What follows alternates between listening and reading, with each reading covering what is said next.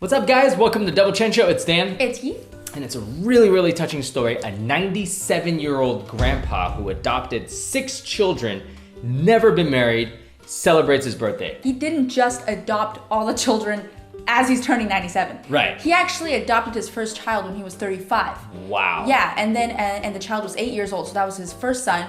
And then throughout the next 15 years, he adopted the rest of the kids. So the first kid by now is like 70? Yeah. Whoa. What? Whoa. Well, there's so many things that is touching about this story. This gentleman, he doesn't make a lot of money at all, and especially at the time when he adopted his first kid, and he adopted them to only take care of them.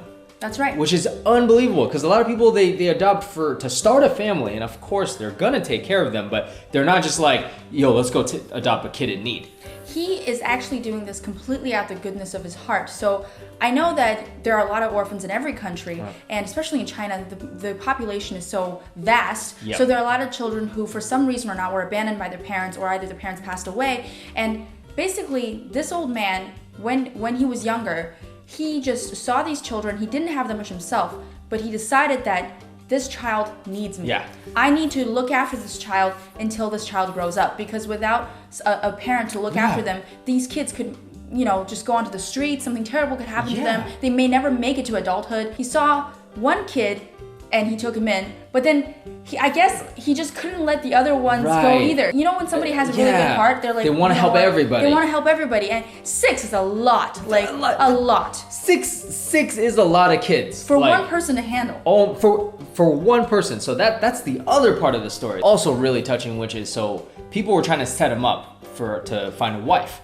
but he literally was like, I don't want a wife because my whole life is dedicated to taking care of these kids. So if I had a wife, she might not be that happy. His main job back in the day, well, he's obviously retired now, but back in the day, he used to work at a factory, and the job obviously doesn't pay him a lot. Right. Long hours, and because he had adopted all these children, the more children he adopted, he had to take on more jobs. Of course. So he began picking up garbage and as a side job. And raising sheep or milking sheep? Goats, actually. Goats. He bought 5 goats and he milked them, and he went to sell the milk at the market to make extra income. Yeah. So he did a lot of odd jobs on the side to provide for his 6 children. Right. As you can imagine, in the beginning, maybe one kid wasn't that difficult. Well, it must have been difficult on his salary, but eventually 6 kids, he definitely had to take on some extra jobs. Yeah, I mean, I like to think that whoever did marry him would see his golden heart and actually would be happy. I hope so. I think that would have happened, but he was so thoughtful of even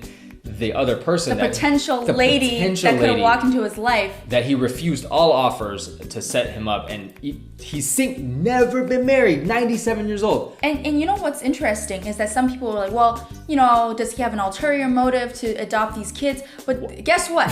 Even by 2013, he didn't even ask any of his 6 children for anything. He didn't want to move in with them. He didn't want to live off of their income. Oh, by the way, all 6 of them, according to the story, have turned out pretty well. Right. So they all do well for themselves, and he doesn't ask them for anything until he became really old.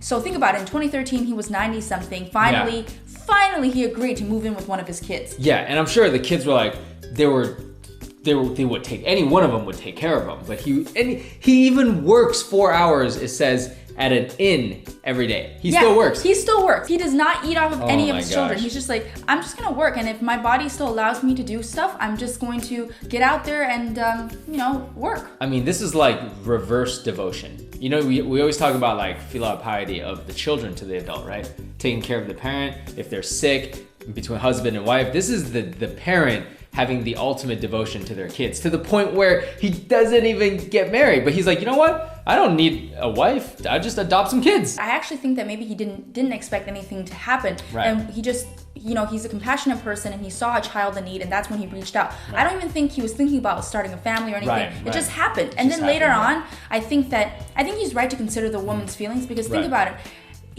That's why he is a story, because he is so rare. Think about how hard would it be to find another person who is willing to carry the same kind of weight as him. none of these children Can you even? are his. If you find, Yeah.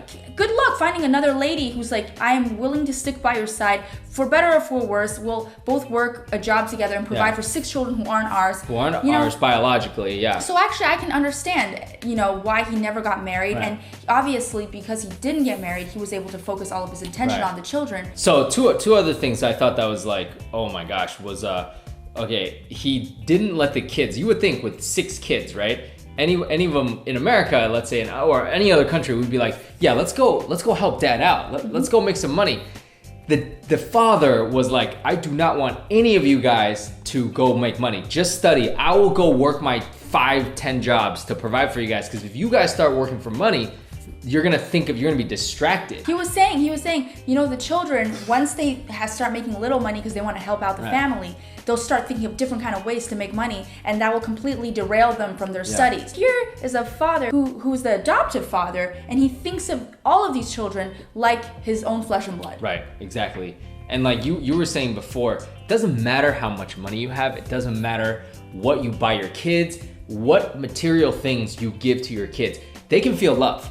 So if you have nothing, but you love your kids and you do everything for them, they will feel it. And if you have everything in the world and you buy them stuff, but you don't really love them or you're selfish, they can feel it. In this case, the children, they really loved their dad. During Mid-Autumn Festival, the children said that their dad would often bring them little treats home. And they don't have a lot to go around. Right. But during the festival, the dad always makes sure that he brings something nice for them. This is when they were younger. Yeah, when they were younger. Well, now all the kids, they have jobs, they can provide for themselves. But back in the day, they were all like hungry little kids. Right. And the dad brought home like a few like mooncakes, but they didn't have enough for one for each person. Right. So he only brought a couple home and they all sliced it up. And each person had a little piece, and they were like, wow, like that was just the feeling of happiness, Right. And they said that when they always waited for their dad when he came off from work, and because he was working at a factory, right? So he had this like blue uniform on, and they would just be so happy to see him. They kept looking for people who had the blue uniform. Oh my gosh, they were like, dude. is that dad? Dude, Is that tearjerker. dad? Like, Oh, man. seriously? Dude. This, this needs to be made into one of those like, just movies, and you're just like, the little kids. Oh, dude. There's one other comment I won't read because it's a tearjerker, so you guys can read it. I want to cry. Dan is such a sap. He'll often get really, like, he'll actually tear up in these kind of things. No, Mike's told them before, so they probably know that. Yeah, so amongst many of the touching stories that happen throughout these children and this old man's lifetime, right? One of the kids, when he turned 16, he chose to join the military. And so when he enrolled, he got there and he actually found a 10 yuan bill in his pocket, which the dad had snuck into his pocket so that, to send him off as like, good luck, son, Right. And 10 yuan at the time was enough to feed the whole family for a whole month. And then when the kid saw that, he was like so touched and he was crying. He broke down crying. Yeah, exactly. Because, you can see from these things like how much this old man loved his kids, So it's just like, wow, like, you hear some stories and you just feel like, wow, there are people who are like saints in this world. Exactly. Like this, he never asked for anything, and he's still alive. I'm glad there's technology now where they can, there's WeChat, he can keep up with all their kids. He still doesn't ask for anything. What a one. Look at this.